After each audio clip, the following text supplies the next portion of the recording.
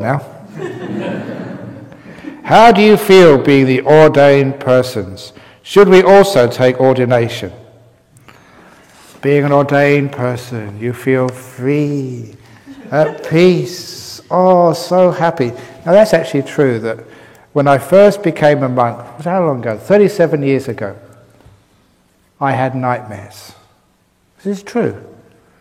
I'd wake up in a sweat. In my nightmare, this is no exaggeration, this is how much I really, really wanted to be a monk. My nightmare was I was a layperson. I thought I wasn't a monk after all. And I'd open my eyes and I'd see my robes next to the bed. I'm a monk. I really am a monk. And I'd just go to sleep with this very peaceful, deep sleep. And that was about for a week. And that's how much I really loved being a monk. And I never looked back. So that was my nightmare. I was terrified that I wasn't a monk. And so happy that I was a monk. So it's a great thing to be. So that's how I feel being an ordained person. I don't know why many of you don't do it. Actually, there's a problem now because we've got too many people wanting to become monks. So, even just this evening, there was one Sri Lankan monk wanted to come and visit for the rains, had to tell the secretary, so we got no space. And there's another young man wanted to become a monk, can't do it. There's not too many people on the waiting list. So should you also take ordination? Yeah, take ordination, but please build some more huts for the nuns and the monks first of all, so we've got a place to stay. So it really is a great thing to do. I don't know, it may be because the global financial crisis, that people are bankrupt and they're becoming monks to escape the tax man and everybody else.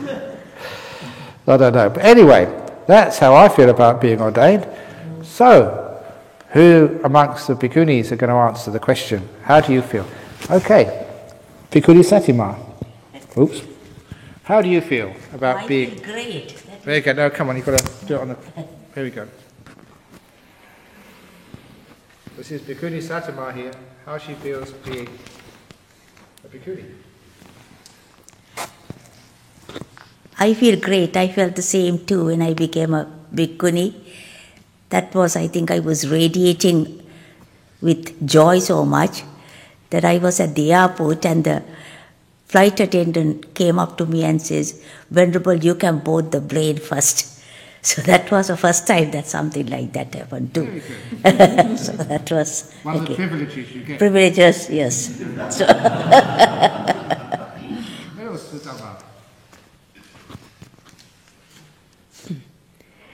I feel similarly.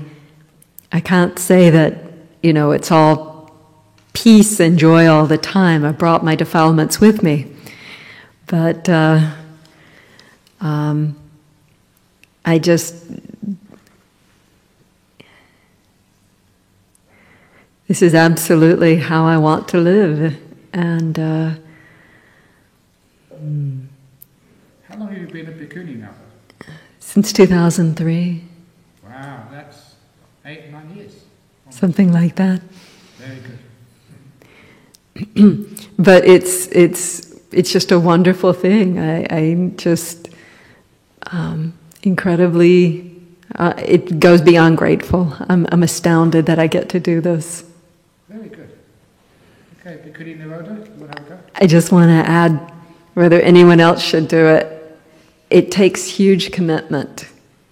I think there's a phase in people's practice as lay people that they have kind of this idea, maybe they'd like to ordain. I think it's a beautiful phase, but it takes huge commitment. Just like a marriage, but it's much more fun than being married. Precisely.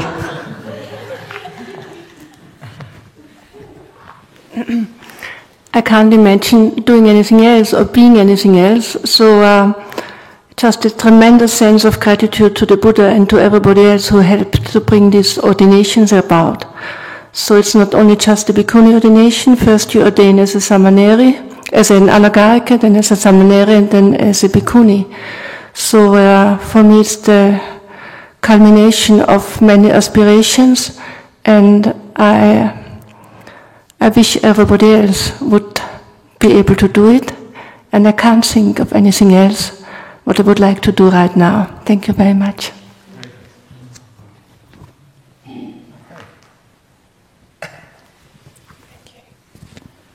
So are you going to ordain?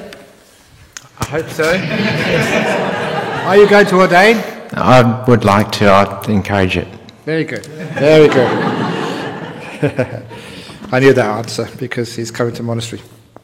So it's very, very good. And one of the great benefits of being a monk is because we don't have kids, we lessen the population of the world, so it means that we're helping with stopping climate change. The biggest problem with climate change is too big population, so I really want sort of to have the laws in Australia and other countries that every other man, 50% of men have to become monks for life, and 50% of the girls have to become nuns, and that way the population will go down, no climate change, will save the world. What are you laughing at? That's actually serious. No, anyway. Could you please